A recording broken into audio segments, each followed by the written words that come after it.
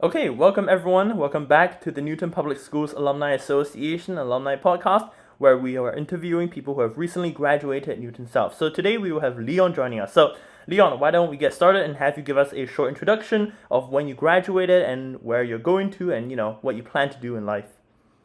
So I was the class of 2025 at Newton South. I am going to UCSB, University of California at Santa Barbara, and I'm majoring in physics. Well, that is amazing. So, Leon, I guess you've done a lot of things in high school. So, are there any things that you did in high school, or maybe some things you noticed in high school that you feel are notable for you at your time itself? So at South, I'm very notable, probably as a TA for AP Physics. Like as I said, I'm majoring in physics. I am a physics nerd in a sense, and I just tend to like help people sometimes in their Oh, that's classwork, great. and also for research. I'm also part of the research club and whatnot. So mostly academic wise, try to help as many people in their academics, and I think that's probably one of the notable places. Oh, that's amazing. So, I guess you've done a lot itself. I hear you were part of the research club. You did a lot of AP physics classes. So, like, what class or what program or what club do you think maybe made the most impact or made the most contribution to maybe helping you decide your future career path? Or maybe it was like a watershed moment that you went, this is what I want to do when I grow up. Is there something in specific?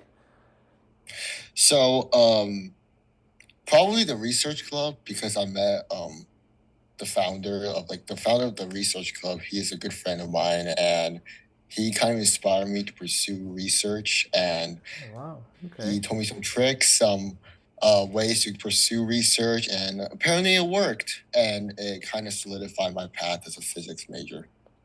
Well, that's amazing. So I guess there are a lot of kids in Newton South and also in high schools all across the country and the world who also want to do physics or research when they grow up, and some of them may just be starting out high school. And since you've just finished the entire high school process, I guess it's all fresh in your memory. So would you have any advice for what these students might do? This could be anything from a specific program for the US kids that they should look out for, or something specific to Newton South, or just advice in general. Anything would work.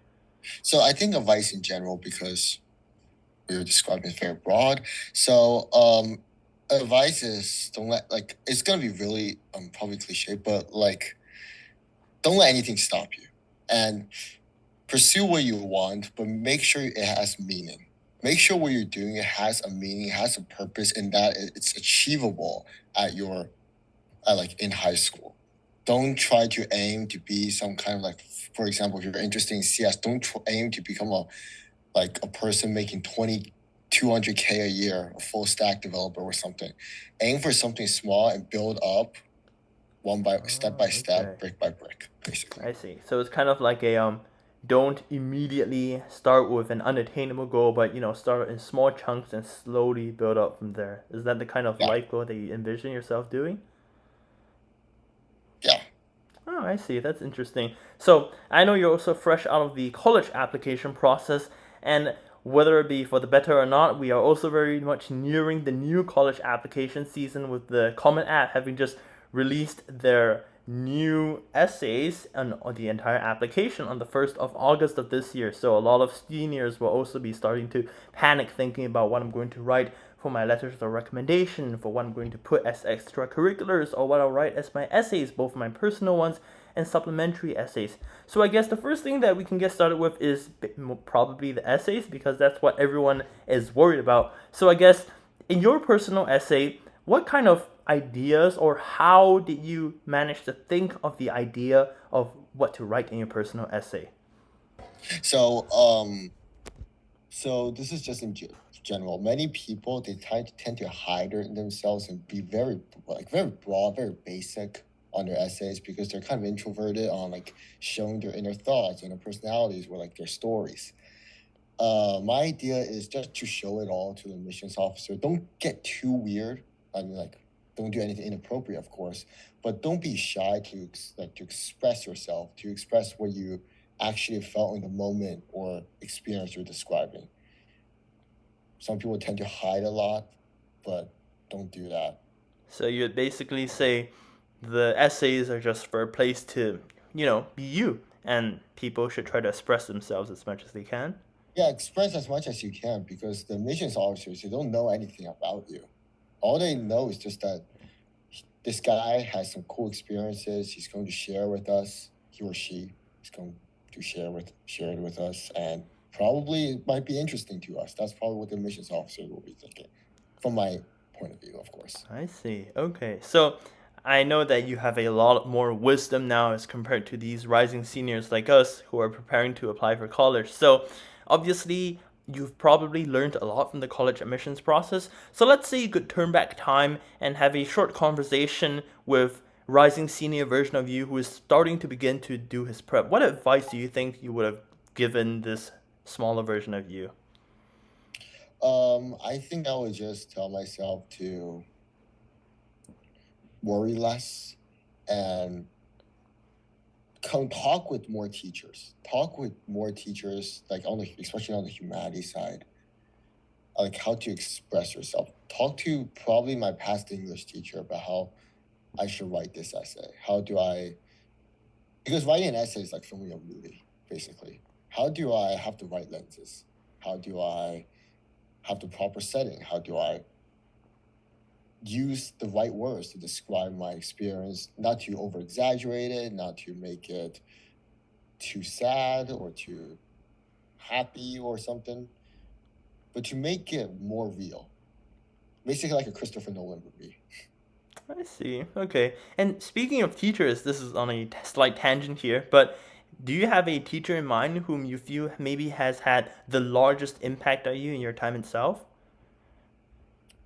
Um, I would say for science, probably just AP Physics, Mr. Schmidt.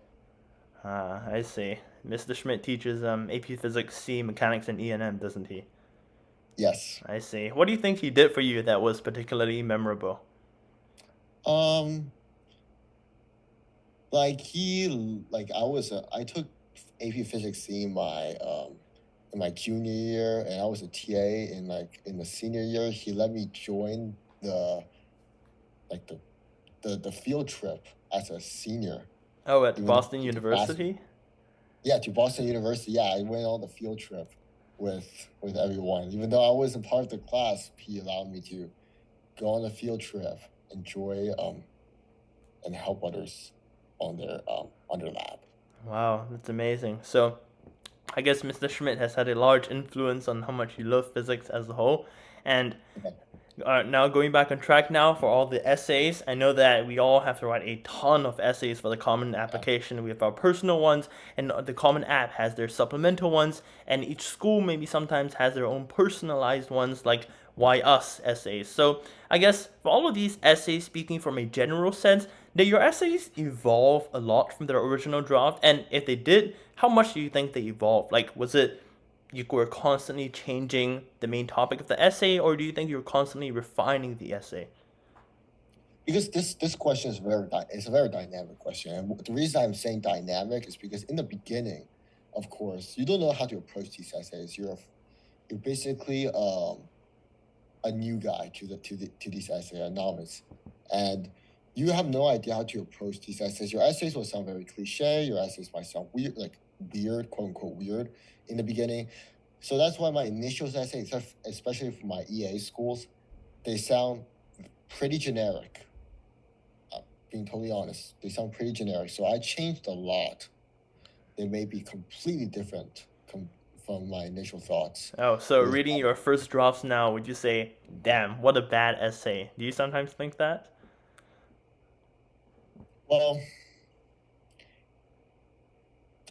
I would say I would say some of them, yeah, some of them, of course. But in the end, probably not. In the end, it's just me, I think. I see. Okay. And speaking about your EA schools, I know that a lot of students will choose to apply. Sometimes they apply for REA, sometimes they apply EA and or ED. So I guess you definitely chose some schools in this process too. And before doing so, what do you think was your thought process in deciding which schools to choose to apply in the early cycle? So this is just for me, but I didn't really trust statistics. what I mean, I didn't trust didn't trust it that much. For example, I know like the competitiveness of some of these schools. For example, I know that MIT and Harvard are like the reach schools of for everyone, as well as the Ivies. So I have a general sense of how competitive these schools are. There's like no need for me to look at score and like or Squire, as some people pronounce it, and to decide which school I should apply EA or ED to. Of course, ED or EA will raise the chances, but if you're there's also other factors to come into play, like the cost of the school, how much you like the school. So so for this question, I can't really give any good advice, but like just trust your gut. I see. So it's Trust your kind of gut. like numbers are to summarize what everyone thinks, but what really matters is what you think. Do you think that's a good way to phrase it? Yeah, yeah, yeah. I see. Okay, well, Leon, this is some amazing advice for both us high schoolers and for everyone listening to, get a feel of what the college application process has evolved from the past few decades until today. So, thank you very much for joining us today, Leon. To everyone tuning in, thank you very much for being with us, and I will see you all in the next episode. Thank you, Leon, and thank you to everyone for listening.